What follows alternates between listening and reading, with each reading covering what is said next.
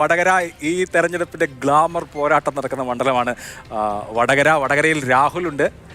രാഹുലെ, ഇപ്പോൾ ശൈലജ ടീച്ചർ വടകരയെ ഇളക്കി മറിക്കുമ്പോഴാണ് ഷാഫി പറമ്പിൽ അങ്ങോട്ട് വന്നത്. ഷാഫി പറമ്പിൽ ഇളക്കി മറിച്ചുകൊണ്ടിരിക്കുകയാണെന്ന് UDF പറയുന്നു. അങ്ങനെ സംസ്ഥാനത്ത് ഏറ്റവും ഗ്ലാമർ പോരാട്ടം ഇത്തവണ കടത്തനാടൻ മണ്ണിലാണ് നടക്കുന്നത്. എന്തുണ്ട് അവിടെ നിന്നുള്ള വർത്തമാനം?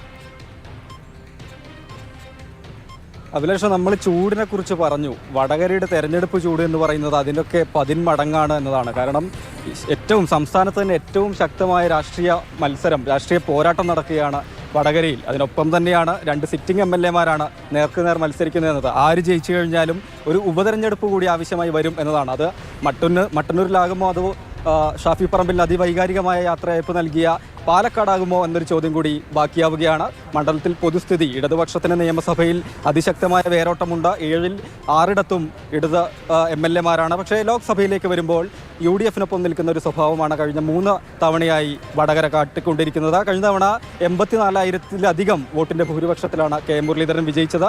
പ്രചാരണ രംഗത്തേക്ക് വന്നു കഴിഞ്ഞാൽ KK ശൈലജ ബഹുദൂരം മുന്നിൽ തന്നെയാണ്. വളരെ അപ്രതീക്ഷിതമായി അവസാന ഘട്ടമെത്തിയ ഷാഫി പറമ്പിൽ പക്ഷേ മണ്ഡലത്തിൽ ഉഴുതുമറിച്ചുകൊണ്ട് റോഡ് ഷോകൾ അതുപോലെ